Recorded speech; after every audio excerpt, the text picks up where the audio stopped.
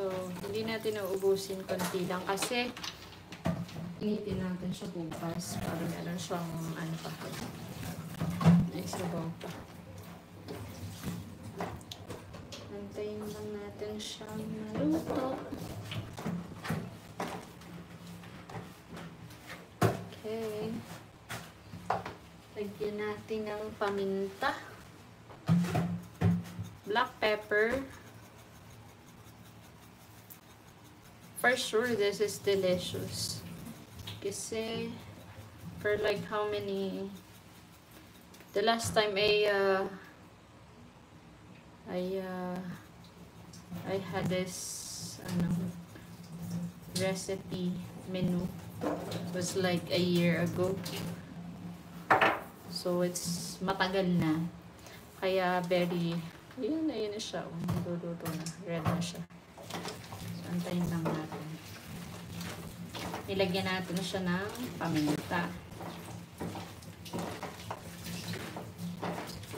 Okay.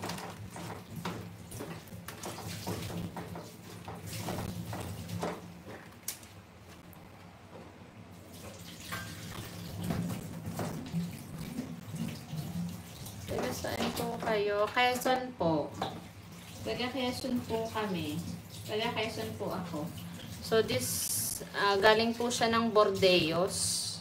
Malayo. Galing siya ng Bordeos. Kaka-deliver lang din niya dito.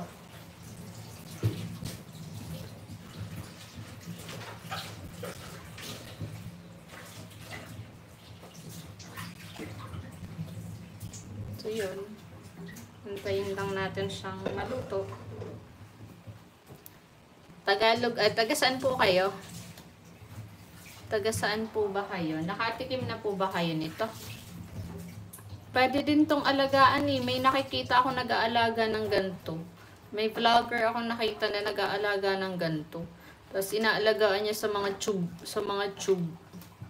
Mga tube hindi. Sa ano, yung parang mga ano.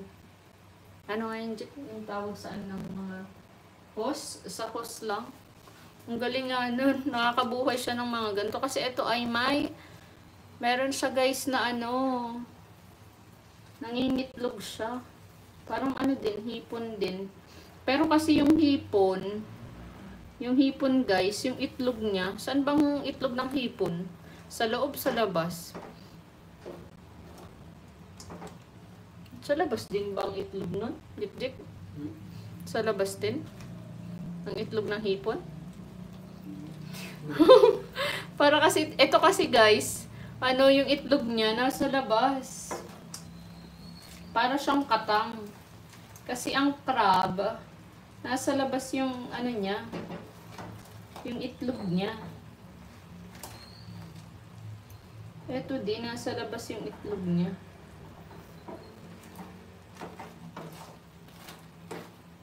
So, antayin nating maluto. Bango.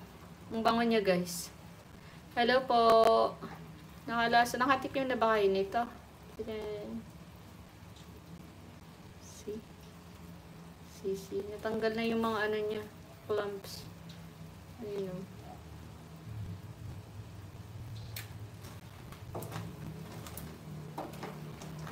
Eh, yan.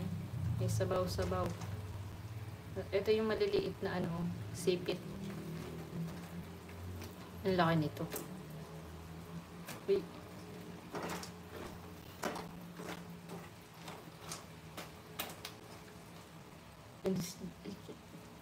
Patawa-tawa ka.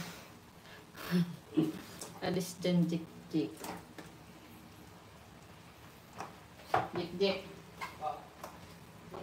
Sige, magpakilig-kilig